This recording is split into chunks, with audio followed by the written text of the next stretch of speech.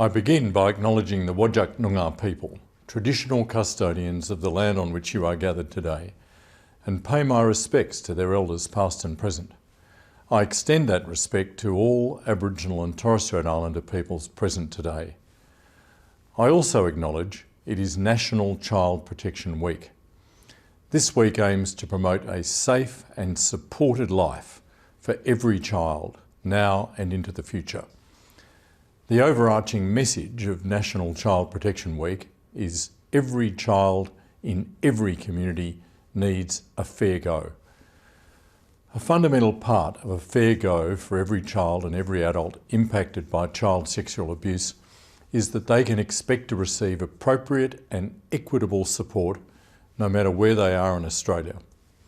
Today, I'm very pleased to launch minimum practice standards for specialist and community support services responding to child sexual abuse. The standards will provide a national minimum benchmark that relevant services should be attaining in responding to child sexual abuse. We know from the recently released Australian Child Maltreatment Study, the first national study of the prevalence and health impacts of child maltreatment in Australia, that 1 in 4 Australians report having experienced child sexual abuse. For women and girls, the figure is closer to 1 in 3. Even for those working in the sector, these prevalence rates are and should be shocking. It is more critical than ever that we ensure we have a support sector in Australia that is well equipped to respond to child sexual abuse. We know that victims and survivors may take many years to disclose their abuse, if at all. Often, when they do, they can face barriers when seeking help.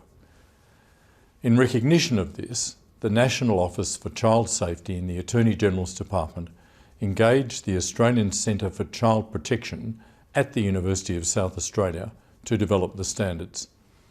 The standards will support and enhance the great work that services such as yours are already undertaking, while also contributing to developing overall sector capability.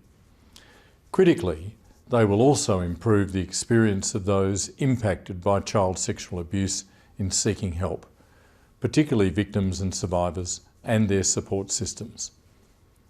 The standards have been delivered as a key measure under the National Strategy to Prevent and Respond to Child Sexual Abuse 2021 to 2030. The National Strategy aims to prevent and respond to child sexual abuse in all settings, including in families, in organisations and online.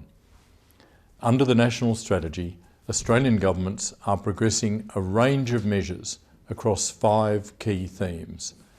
They are supporting and empowering victims and survivors, education and awareness raising, offending prevention and intervention, building the evidence base, and enhancing national approaches to children who have displayed harmful sexual behaviours.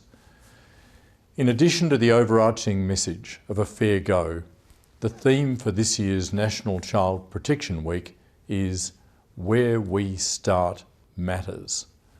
I acknowledge that these standards are a starting point, and I know the National Office is considering ways to build upon this important piece of work to further support the sector with implementation.